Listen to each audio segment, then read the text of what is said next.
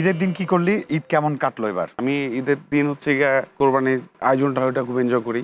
আর হচ্ছে গিয়ে দেখা যায় যে সবার বাসায় মাংস নিয়ে যাই। মানে কোপা সামসু করতে ভাল লাগে? হ্যাঁ, কাটাকাটি করি। একটা বাজার থেকে কেনা মাংসের স্বাদ কেমন, আর নিজে কাটাকাটি করে তারপরে বাসায় যদি মা রান্না করে দেয় বা বোন রান্না করে দেয়, ওই রান্না করা নিজের হাতে ওইটা তো বেস্ট। মানে কোরবানির মাংস বেস্ট।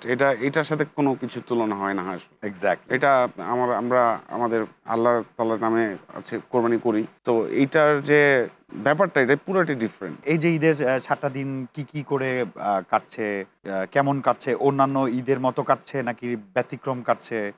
এইবার ঈদে একটা মুভির সং করলাম পায়েল, দেন অনেকগুলো কোম্পানির গান করলাম। আমি ইন্ডিয়া টি সিরিজের একটা গান করলাম। আরে বাহ! ঠিক আছে। এটা আন্তর্জাতিক প্ল্যাটফর্মে গান করা তো এটা বিশাল ব্যাপার। হ্যাঁ, আর টি সিরিজ এটা যে কোনো সঙ্গীত শিল্পীর জন্য এটা একটা ড্রিম। এটা কিভাবে সংযুক্ত হলি, কিভাবে কোন গানটা করলি, একটু ডিটেলস শুনতে চাই। আমাদের ওই যে লাভ গুরু যে তামিম ভাই, হুম। সে আমাকে কল দিল একটা গানের জন্য।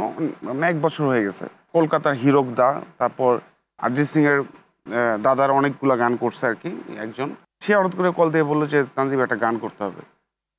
আমি বললাম লিরিক কে করবে? আমি? বলে না, এটা ইশতিয়াক ভাই। দেন আমাকে ইন্ডিয়া থেকে কল দিলো, আমাকে বললো যে একটা গান করতে হবে। তো আমি বললাম ঠিক আছে। হ্যাঁ, কীভাবে, কী স্টাইলে করতে হবে?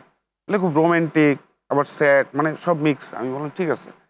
পরে আমারে বললো যে আচ্ছা ঠিক আছে, তাহলে তুমি গানটা রেকর্ড করতাম। পরশুদিন গানটা রেকর্ড করছে আর কি। সুর সুর কার হচ্ছে করা? ডাব্বু ভাই। হ্যাঁ, ও ডাবু ভাই ওটা হ্যাঁ, সুর করেছেন। সুর করছে। যেটা আমাদের অরিজিৎ সিং এরও অনেক গানের সুর তার করা। হ্যাঁ, আচ্ছা, ভেরি নাইস। আমরা এটা শুনবো, গানটা কেমন হয়েছে আমরা ২ লাইন তো অবশ্যই শুনবো, এই সুযোগ থেকে আমরা হাতছাড়া করতে চাই না। কিন্তু আর যে গানগুলো এবার ঈদ উপলক্ষে করেছিস, হুম। এই গানগুলো আরেকটু বিস্তারিত শুনতে চাই।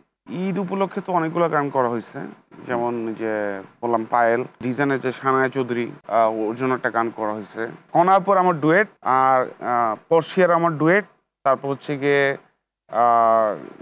অবন্তী শীতে আমার ডুয়েট। তুই এক সব ভাইরাল সঙ্গীত শিল্পীদের সাথে গান করছিস এবার। কনাপুর সাথে আমার যেটা ওটা হচ্ছে নাম হচ্ছে প্রেমিক রশিয়া। প্রেমিক রশিয়া। হ্যাঁ, এই লিরিকটা না আমার আর কি। এই যে সঙ্গীতে কখন তোর মনে হলো যে না ঠিক আছে আমার গান গাওয়া উচিত এবং গানের জন্যই আমি গভর্নমেন্ট ল্যাবরেটরি স্টুডেন্ট, ক্যাডেট ছিলাম। তো ক্যাডেট মানে তো আর্মিদের ট্রেনিং। তো ওইখানে দাঁড়ায় থাকার ট্রেনিং নিছি, আর ছায়ানোটা হচ্ছে বসে রাখার ট্রেনিং নিছি, যে আচ্ছা। বসে গান রেওয়াজ করতে হবে। দেন রোমেল আলী ভাইয়ের কাছে আমি পিয়ানো শিখলাম। দেন আমি চিন্তা করলাম, ছবি আঁকা ফার্স্ট হইলাম, ব্যাডমিন্টন চ্যাম্পিয়ন ছিলাম। তা আমি চিন্তা করলাম যে গান গায়ে দেখি কেমন। বসুন্ধরা সিটির ঠিক পিছনে একটা চায়ের দোকানে বসা। ফ্রেন্ডরা বলতেছে এই তুই না একটা গান করছিস মেঘমিলন? বলে হ্যাঁ, গানটা শোনা। তো গানটা গাওয়ার পর ওই সময় তাহসান ওই যে বিন্দু আমি, ওই গানটা মোস্ট পপুলার, মানে হিট সুপার হিট তখন হইলো। পরে সবাই তাহসান ভাই গান গাওয়ার পরে হঠাৎ করে আমার এই গানটা আমার গাইতে পড়লো। তা আমরা একটু শুনি গানটা, শুনে তারপরে আমরা গল্পে ঢুকবো। বৃষ্টি তো থেমেছে অনেক আগে, ভিজেছি আমি একা, আহা।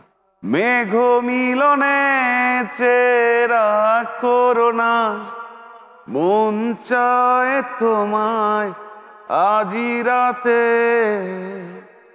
রাতে, রাতে, ও এই তো। আসলটা গা, শীতল বাতাসে। শীতল বাতাসে দেখেছি তোমার, মেঘ মিলনে চেরা করোনা, মন চায় তোমায় আজি রাতে।